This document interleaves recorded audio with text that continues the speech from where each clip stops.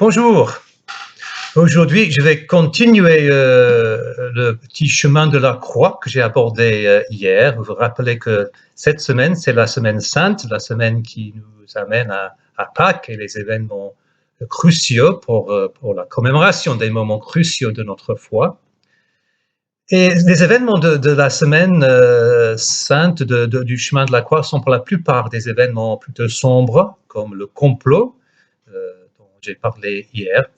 Aujourd'hui, parce que ça change un petit peu, parce qu'au milieu de tous ces événements sombres, il y a comme un petit rayon de soleil qui perce les nuages. Le petit moment où une femme, et Jean nous dit que c'est Marie, la sœur de Marthe et de Lazare, qui verse un parfum d'un très grand prix sur la tête de Jésus, qui lui donne l'onction, en quelque sorte. Et c'est une belle histoire, je vais vous la raconter. Jésus se trouvait à Béthanie, dans la maison de Simon le lépreux. Une femme s'approcha de lui, tenant un flacon d'albâtre rempli d'un parfum de myrrhe de grande valeur. Pendant que Jésus était à table, elle répandit ce parfum sur sa tête. En voyant cela, les disciples s'indignèrent et dirent : « Pourquoi un tel gaspillage ? On aurait pu vendre ce parfum pour un bon prix et donner l'argent aux pauvres. » Mais se rendant compte de cela, Jésus leur dit : « Pourquoi faites-vous de la peine à cette femme ? Ce qu'elle vient d'accomplir pour moi est vraiment une belle action. Des pauvres, vous en aurez toujours autour de vous, mais moi, vous ne m'aurez pas toujours avec vous. Si elle a répandu cette myrrhe sur moi, c'est pour préparer mon enterrement. Vraiment, je vous l'assure, dans le monde entier, partout où cette bonne nouvelle qui est l'Évangile sera annoncée, on racontera aussi en souvenir d'elle ce qu'elle vient de faire. » C'était un geste de la part de Marie d'une extrême générosité, extravagance, prodigalité même. Mais je pense que c'était surtout un acte d'amour, de reconnaissance de ce que Jésus était pour elle, ce que Jésus a fait pour elle.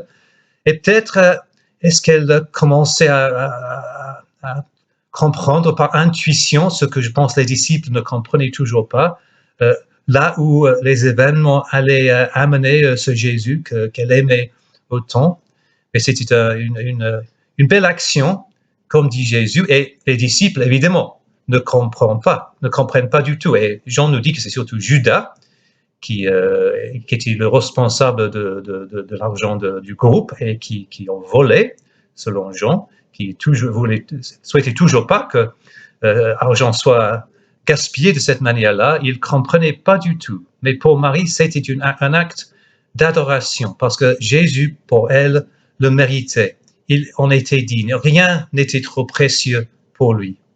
Et si peut-être elle commençait à avoir par intuition, nous savons le déroulement des événements, ce que Jésus allait faire pour nous.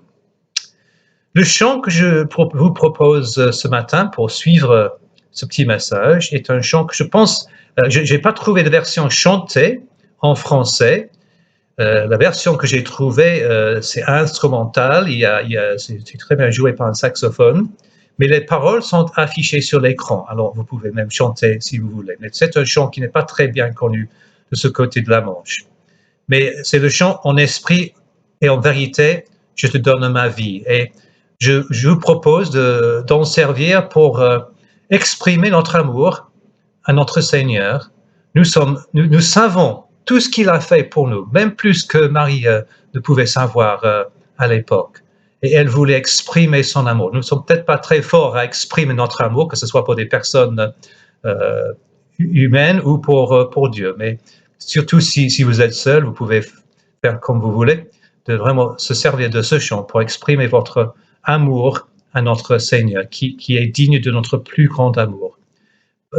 Nous l'adorons pour tout ce qu'il est et tout ce qu'il nous a donné. Je vous propose ce beau chant en esprit, en vérité.